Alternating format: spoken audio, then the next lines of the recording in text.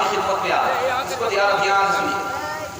مرنے والا مر گیا, مرنے والا آپ کا رشتہ دار مر گیا, آپ اس کو دیکھ رہے ہیں خواب میں, حالت اس کی کیا ہے, آپ دیکھ رہے بڑا خوش ہے, اللہ نے اس کا معاملہ آسان کر دیا. دیکھ رہے ہیں کہ بہت ناراض چل رہا ہے, بہت مایوس ہے, اس کا معاملہ پھنسا ہوا ہے. خواب میں مردے کو کوئی مار رہا ہے, خواب اچھا ایمان مضبوط ہوگا, مردہ اس کو مار رہا ہے, خواب اچھا نہیں ہے, یہ مردے کا پیسہ دبا رہا ہے, قرضہ دے نہیں رہا.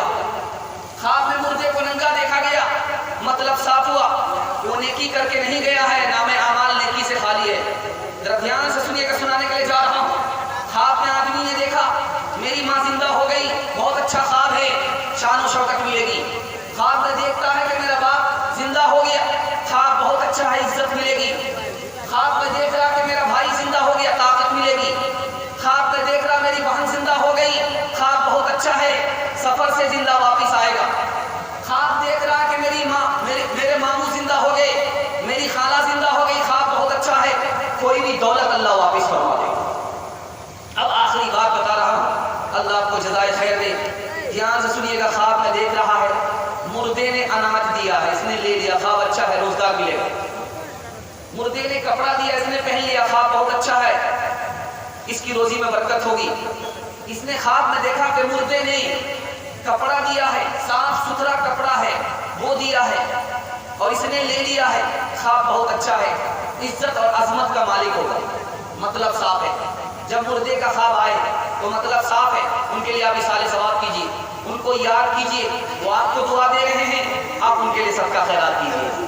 انشاءاللہ اپنے مردے کو یاد رکھیں گے, صدقہ خیرات سے ہاتھ اٹھا دیجیے. انشاءاللہ سو کر کے موت کی تیاری کریں گے, ہاتھ اٹھا دیجیے. انشاءاللہ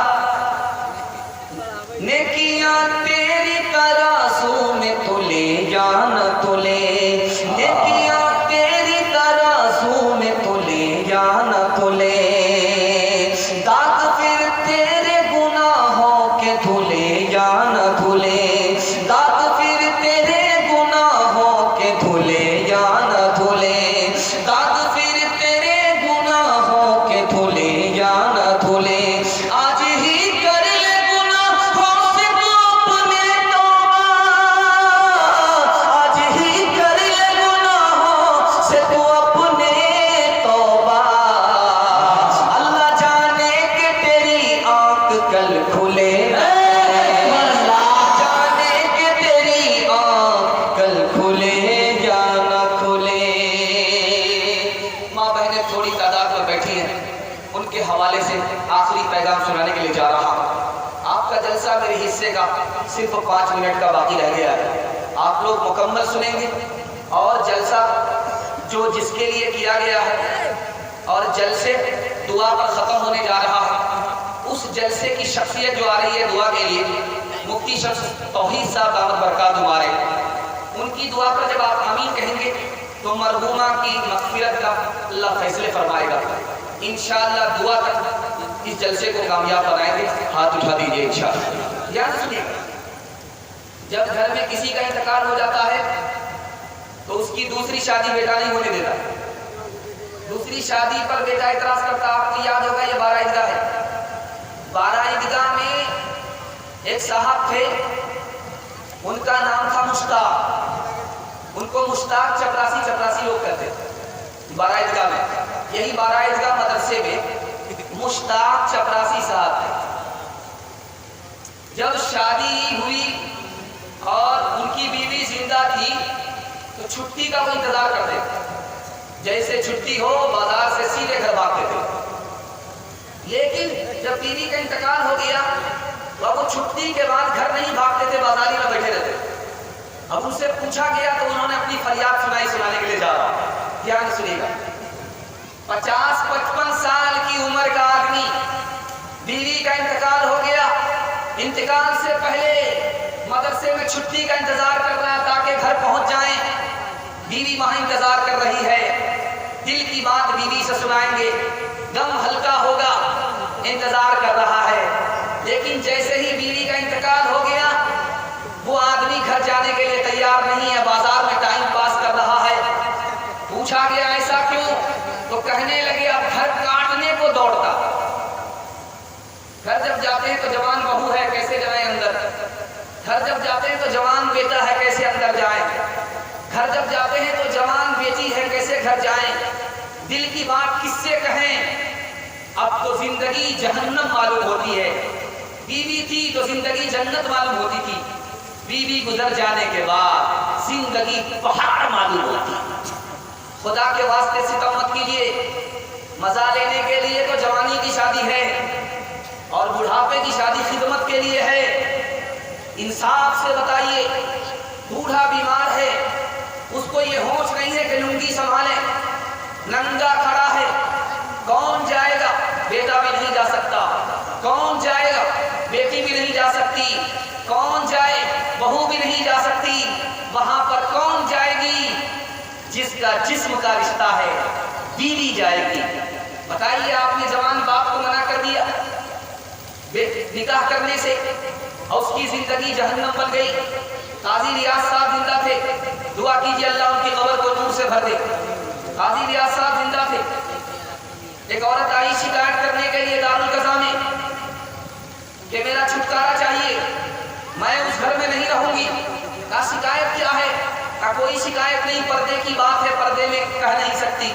کہا یہ دارالقضا ہے، یہاں پر بتانا پڑے گا، ڈاکٹر سے اگر بیماری چھپاؤ گی علاج نہیں ہوگا، اگر دارالقضا میں مسئلہ نہیں بتاؤ گی مسئلہ حل نہیں ہوگا۔ اس عورت نے کہا کیا شرم کی بات بتاؤں، ایک ہی گلاس میں باپ بھی پانی پیتا ہے، بیٹا بھی پانی پیتا ہے۔ خدا کے واسطے ستم مت کیجیے، اگر کسی کا انتقال ہو جائے اس سے بار بار پوچھئے کہ تمہیں شادی کی ضرورت ہے، تمہاری شادی کرا دیتے، بہت بھلا ہوگا۔ آپ کسی مظلوم پر مہربان ہوں گے، آسمان و زمین کا مالک آپ پر مہربان ہوگا۔ دھیان سے سنیے گا، جب عورت کی ایک بار طلاق ہو جاتی ہے، جب عورت کا شوہر ایک بار مر جاتا ہے، اس کی بیوی کو دوبارہ نکاح کرنے لوگ نہیں دیتے۔ کیا کہتے ہیں؟ کیسے نکاح کرے گی؟ لوگ کیا کہیں گے؟ نکاح کرنا وہ چاہتی ہے لیکن گھر کے لوگ کرنے نہیں دیتے۔ دوسری بات، نکاح کیے بغیر اگر وہ رہے تو اس کو عزت سمجھتے ہیں۔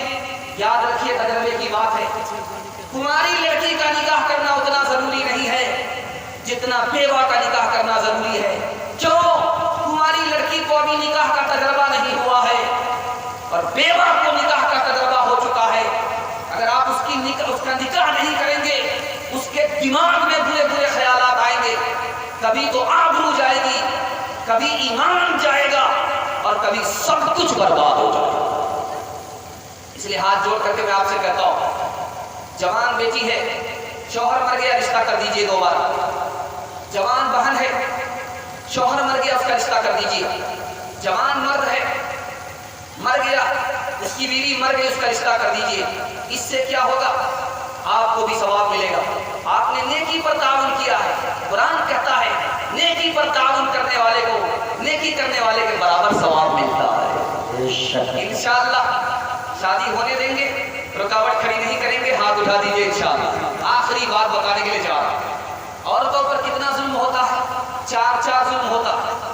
اسی ظلم کی وجہ سے ہمارا گھر جنت نہیں ہے۔ ہم جب گھر سے باہر نکلتے تو اچھا لگتا ہے، جب گھر کے اندر آتے ہیں تو اچھا نہیں لگتا، سر بھاری ہو جاتا ہے۔ وجہ بتا رہا، جب بیٹا پیدا ہوتا ہے تو ہم جلیبی بانٹتے، جب بیٹی پیدا ہوتی ہے منہ لٹکا کر کے بیٹھ جاتے ہیں، کوئی پوچھتا ہے تو بتاتے بھی نہیں ہے کہ کیا پیدا ہوئی ہے۔ کیوں؟ وہاں مال جائے گا، یہاں مال آئے گا۔ بیٹا کے پیدا ہونے پر آپ جلیبی بانٹ رہے ہیں، بیٹی کے پیدا ہونے پر منہ لٹکا کر کے بیٹھ گئے۔ انصاف سے بتائیے، آج 80% گھر کا یہ حال ہے کہ بیٹوں نے اپنے ماں باپ کو گھر سے بھگا دیا اور پناہ کہاں ملا؟ بیٹی کے گھر ملا۔ آج سے 10 سال پہلے یہ لائٹ کا انتظام نہیں تھا، یہی کوچیلی گاؤں ہے، اس میں لائٹ وائٹ نہیں تھی، تو لوگ وہ تار کا جو پنکھا ہوتا تھا وہی جلتے تھے، بانس کا جو پنکھا ہوتا تھا وہی جلتے تھے۔ اتفاق سے باپ کو بیٹے نے بھگا دیا گھر سے، تو بیٹا باپ سیدھے پہنچ گیا بیٹی کے یہاں۔ بیٹی نے جیسے ہی دیکھا باپ کو، اس کے یہاں تو ایسا لگا کہ چاند نکل آئے۔ جلدی سے گرمی میں کھانا پکا کر کے دسترخوان پر بچھاتی ہے، باپ کو بچھاتی ہے۔ جب باپ کو گرمی لگنے لگی تو بیٹی پنکھا جھیلنے لگی ہے۔ खुदा के वास्ते बेटी पर सितम मत कीजिए। बेटा पैदा हो खुशी और मुबारकबादी देनी है, बेटा पैदा हो खुशी और मुबारकबादी देनी। दूसरी बात, जब बेटा पैदा होता है उसको अच्छे से अच्छे स्कूल में दाखिल कराते हैं, पढ़ाते हैं, लेकिन जब बेटी पैदा होती है उसको ट्यूशन में नहीं कराते, उसको मकतब की भी तालीम नहीं देते। याद रखिए ये सितम है। अगर आपने बेटी पर जुल्म किया और बेटी ने आपके खिलाफ मुकदमा किया तो जहन्नम में जाना आपका यकीनी है। इसलिए बेटा को भी बराबर बेटी को भी बराबर तालीम दिलानी है। हाथ उठाइए। अच्छा, तीसरा काम आप ये करते हैं, जब बेटा जवान होता है तो उसके लिए मकान, बेटा जवान होता तो उसके लिए जमीन, बेटा जवान होता तो उसको माला माल, लेकिन बेटी को रुखसत करके कंगाल कर देते। याद रखिए हदीस में है, अगर आपने बेटी को महरूम किया, बेटा को माला माल किया, अल्लाह अपनी जन्नत से आपको महरूम कर देगा। अल्लाह। चौथी बात याद रखिए, जब बेटा की शादी होती है तो बाप मुतालबा करता है, जब बेटी की शादी होती है तो बेटा वाला इससे मुतालबा करता है। खुदा के वास्ते ये जुल्म मत कीजिए वरना खून के आंसू रोना पड़ेगा। यही कुलैया समाज है। इस समाज में लेन देन का मसला नहीं होता था। जहाँ किसी ने कह दिया कि हमको गाड़ी चाहिए उसको रिश्ता ही नहीं दिया जाता था, बाइकाट कर दिया जाता था। आज इस बिरादरी का हाल क्या है, इसका बेटा कामयाब हो जाता है तो अब बिरादरी की लड़की उसको नहीं मिलती, वो सीधे शेख में जाकर के रिश्ता करता है। क्यों? वहाँ पर 4 चक्का भी मिलेगा, मोटा माल भी मिलेगा, अंदर से माला माल हो जाएंगे, नीचे से घोटाला हो जाएगा। देखिए बेटा की शादी कराने के लिए 7 समंदर पार चले गए, और जब दूसरे की बेटी को आप उठाएंगे तो आपकी बेटी को कौन उठाएगा? समाज गंदा हो जाएगा। खुदा के वास्ते ये सितम मत कीजिए। बेटा की शादी जिस तरह करते हैं उसी तरह बेटी की शादी कीजिए। हाथ उठा करके वादा कीजिए इंशाअल्लाह सितम नहीं करेंगे। औरत ने जन्म दिया मर्दों को, मर्दों ने उसे बाजार दिया, जब